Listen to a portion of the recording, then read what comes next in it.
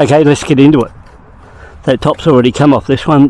This is a really powerful 3-burner gas stove.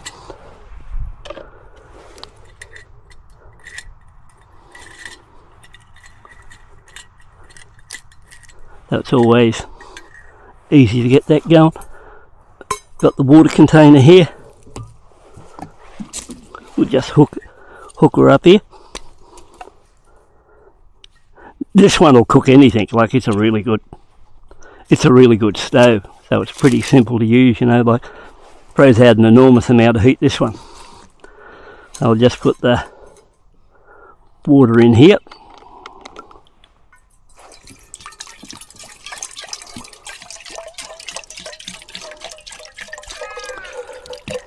Hear an old crow out there in the background.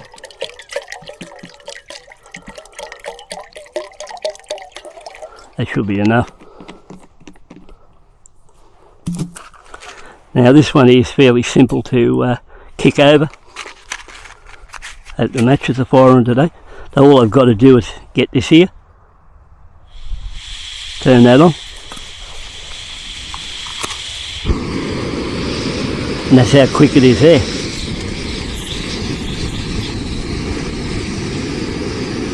Just a little bit too much flame there, but it's a real flamethrower, this one. Give it a bit more.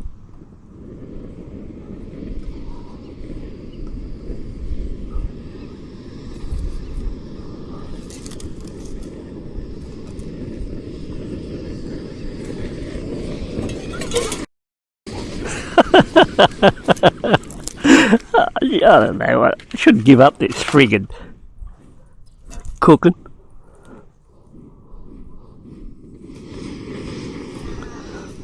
We'll try again. Every bloody day it's not as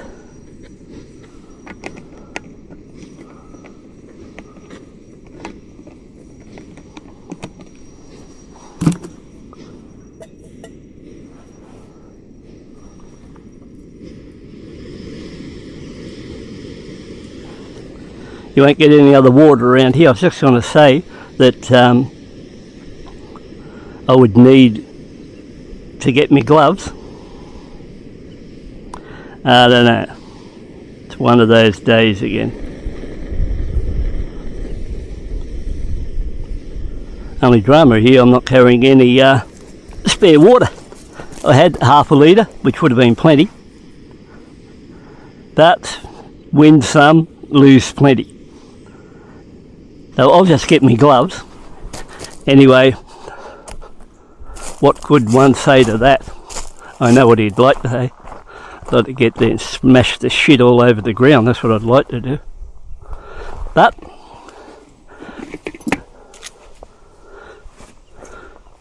got me new gloves here too.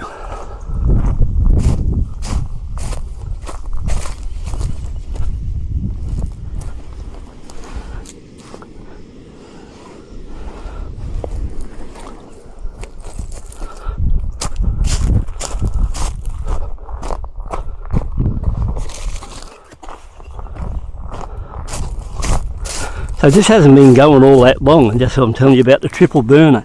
See how quick it starts bubbling there now? Even though there's not a great deal of water in there. The fact is, I won't let it go any higher than that. Got my gloves on. But with a triple burner on it, it really does a good job. So I'll cut the power on that now. Let it cool down. How much would we just salvage? About half a cup.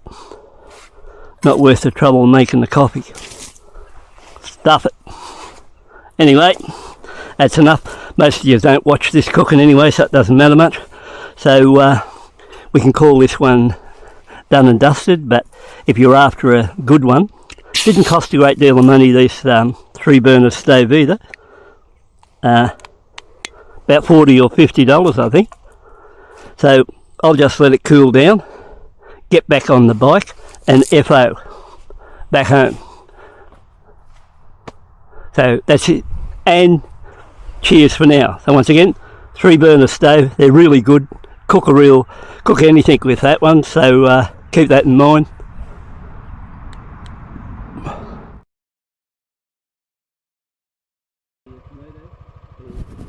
Okay guys, today we're parked on one of the local back roads, and this is the same track or dirt road I'm going to run the CFMOTO 450, and today we're on the Vstrom 250SX. So just to fill you in on this Vstrom, the only extras the bike has got on it is really the crash bars.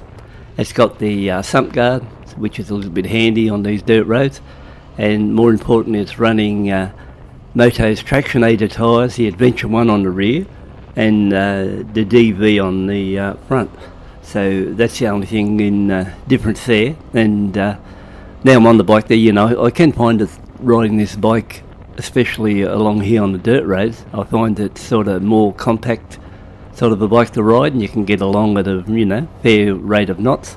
You know, I think at this stage I'm hitting close to 80 kilometres an hour along this bit of a stretch.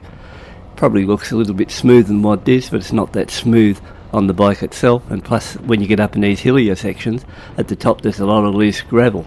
Now, you can't get out these and be an idiot on these dirt roads at any time, because you are really in the domain of the local farmers, you know, main road in and out of their properties. So some of those guys come along, you know, outright as if they own the road. So you've got to be really a bit careful when you come along here, because, you know, one mistake and you could be wearing their grill. That'd be one way to look at it, I'd say. But overall, you know, it's a really good day out here today. I noticed when I first pulled up, compared to when I left town, that the temperature rose to probably, I don't know, I'd reckon there'd be a good 25 degrees back there, because I pulled up and had a bit of a drink, but and then decided to give this a bit of a run along here. But overall, you know, I really like this loop, because it's a nice little stretch of dirt road around here, apart from, you know, further on there's a bit of a creek crossing, or not much of a creek crossing, but I'd say when they get a bit of rain out this way, you know, it'd be a little bit of a handful to try to get your vehicle across, but, you know, that's like what it's like in all areas. But overall, good little place to be out here riding along, and once again the SX is really stable. So when I come into this creek crossing here, I noticed it was really loose in gravel just on that corner there, just before I hit the little water course here. Nice and clear it is too. And you know, after we swing through here, there's a property that goes over to the right. You know, you can't see the house from here, but there's one just sitting up there. It's probably about 4 houses, I think, along here, something like that. You know, like along this one little stretch. I recall one day, you know, I went into one of those by error, and I just got in about a few hundred metres, and this bloke yelled at me when I got up to a fence line, "What are you doing in here?" And I said, "Why?" He said, "This is private property, mate." And I said, "Oh yeah, sorry about that." And he said, "You want to go for a ride? No, turn the other way and go down on that loop road." And that's what I'm on now, and this is a road I often travel. Now, if you look over to the right now, look at the height of the fences here. Those fences are, I don't know, 7 foot, I think. And I don't know what the idea is, you know, whether it's to stop foxes getting in, kangaroos getting in, or whatever the case be, but that's one of the highest fences of a local property I've seen in this area. But like I said, don't know what they're doing it for, but I would say it's keep either roos or foxes off their property. So it's a, I don't know, I think it's about 5 or 7 kilometre loop around here, considering this dirt I'm running along at the moment. And like I said, this Suzuki, you know, it's sitting on 80 kilometres now along here, which, you know, like, from my point of view, it was really stable, and those tyres are doing a really good job.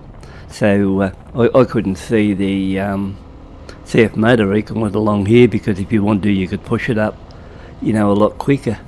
I think up near further, right near the end of this track, I put it up on 90 kilometres now for a while in the short area, and I'm just running along now in 5th gear.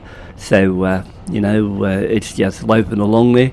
So, you know, if you're in the market and you say to yourself what you can do with one of these 250SXs, you can do quite a lot with them if you sort of, you know, your budget's around that 6,500, you don't want to spend up around 10 for a bit bigger, because once you get on the dirt road, you know, you don't need a hugely powerful bike to push you along with a little bit of pace.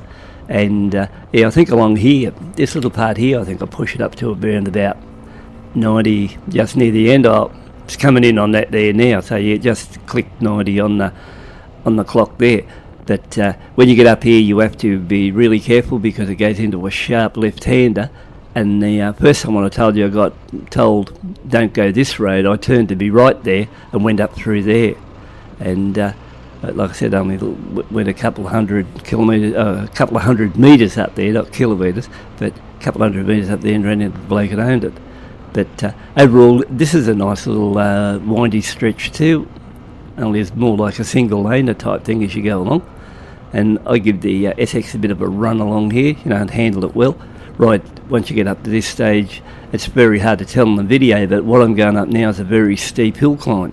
So, sometimes it's a bit misleading, but when I get to the top of this rise, you'll sort of see when I level out and then head down the other side, and it gives you an idea how much I've climbed in those, 30 seconds or something like that. And we're just running along the flat here. This is the last house here on this road before we come to the T section, and then we get over here, you look down into it, how high I've climbed up on that hill back there, which is very misleading. So this little bike is really good at pulling hills, and we're just going down here now. We'll stop at the T section, and then I'll swing back around later on and pick up the CFMOTO, and we'll run it around the same course.